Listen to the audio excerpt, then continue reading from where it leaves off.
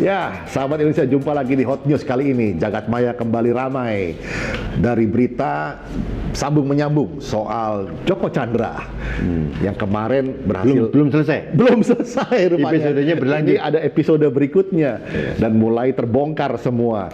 Dan berita terakhir menyebutkan ada skandal di Bareskrim yang memfasilitasi seorang Joko Chandra ini dengan surat jalan yang ditandatangani oleh seorang jenderal perwira tinggi di kepolisian. Nah, bagaimana ini bisa terjadi? Ini skandal apa di belakang ini? Mas Rudi Kamri. Ini memusingkan Mas Andri. Memusingkan. Jadi sebelum kepusingan kita berlanjut, kita minum Hagio dulu. Ini soalnya bikin Hagio pusing. 9 plus ini. Supaya nggak Luar pusing. biasa. Memang perlu penyegar dulu nih kasus begini. Oke. Lumayan segar. Baik Mas Andri, ini mengkonfirmasi apa yang kita bicarakan di episode terdahulu bahwa tidak mungkin Joko Chandra melakukan semua kegiatan yang luar biasa hebat di Indonesia, gitu ya, melecehkan hukum di Indonesia itu tanpa bantuan aparat penegak hukum. Terbukti sekarang. Terbukti, terkonfirmasi. Dan agak aneh juga, ternyata yang membongkar itu bukan dari internal Polri, justru dari Indonesian Police Watch, yaitu ketuanya si Netapani. Gitu. Ya. Setelah Netapani mengekspos di media bahwa surat jalan Joko Chandra ke Pontianak ya, itu dikeluarkan oleh Brigjen Pol Prasetyo Utomo.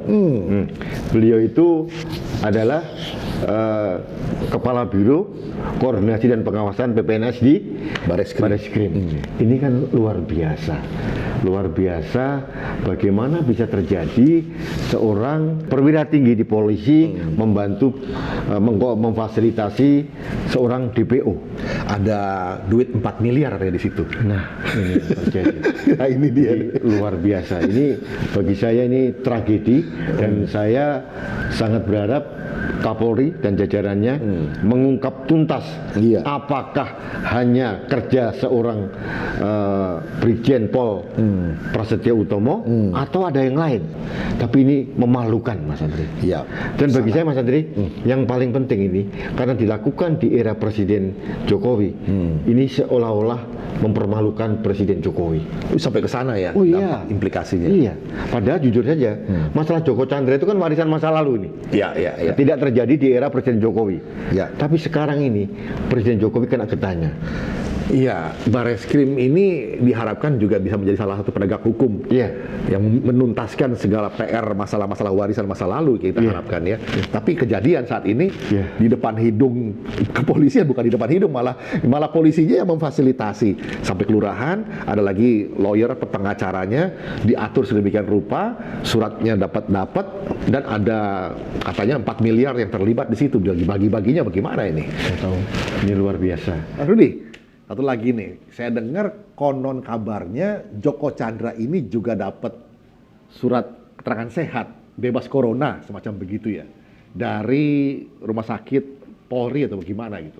Iya, saya juga mendengar begitu. Jadi dia ternyata selain mendapatkan surat perjalanan, gitu ya, surat jalan, juga mendapatkan surat bebas COVID-19 dari Pusdokes Polri. Wow. Pusat Kedokteran dan Kesehatan Polri. Ini udah menjalan kemana-mana skandalnya. Jadi menurut saya ini Joko Chandra ini mengorkestrasi mafia hukum yang ada di dalam tubuh Polri. Wow. Jadi bagaimana tidak? Ini dua instansi yang berbeda. Institusi ya. Pertama di Bareskrim, kedua di Pusdokes. Nggak tahu nih. Bagaimana mungkin seorang pelarian, seorang penjahat gitu ya, yang DPO dicari 11 tahun tidak ketemu, begitu mudah berorkestrasi itu. Iya. Di Kelurahan Grogol Selatan diberikan karpet merah gitu ya.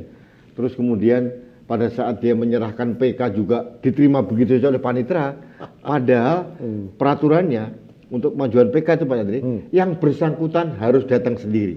Oh. Ini tidak, hanya diwakili dengan penasihat hukumnya, diterima begitu saja. Dan sekarang tragedinya berlanjut di tubuh Polri. Ini luar biasa. Ini saya tidak tahu bagaimana pengawasan di internal Polri ini mungkin juga suatu pukulan telak buat Kapolri dan Kepala Bareskrim bahwa di jajarannya ada orang yang melakukan tindakan yang sangat mempermalukan institusi Polri. Iya. Ya, dan ini kan sesuatu yang membuat kita malu Pak, sebagai bangsa ya. Bagaimana mungkin hukum dikadali dengan telanjang oleh seorang pelarian. Dan lucunya Mas Andri, dalam surat yang diekspos oleh Netapani itu, Joko Chandra diberikan jabatan oleh surat yang dikeluarkan oleh Prasetyo Utomo itu sebagai konsultan. Sebagai konsultan, konsultannya siapa ya? Saya tidak tahu. Jadi dari Jakarta ke Pontianak, kemudian larilah beliau, hilang lagi. Dan hilangnya itu sebenarnya hilang tanda kutip mungkin ya. Semua sudah tahu sama tahu ya, kita sudah tahu lah, seperti banyak kasus DPO yang sebetulnya sudah diketahui keberadaannya, sudah diketahui, cuman ya tidak ditangkap karena memang licin. Bagaimana licinnya? Karena ada fulus di belakangnya yang terlibat sebagai pelicin. Ini mungkin bagi saya adalah suatu saat yang tepat ya untuk Polri maupun penegak hukum yang lain untuk membersihkan mafia hukum di Indonesia ini. Karena tidak mau kita disuguhi suatu kejadian bahwa mafia hukum itu ada dan teranjang juga melibatkan internal aparat penegak hukum dan ini saatnya momentum terbaik untuk melakukan pembersihan.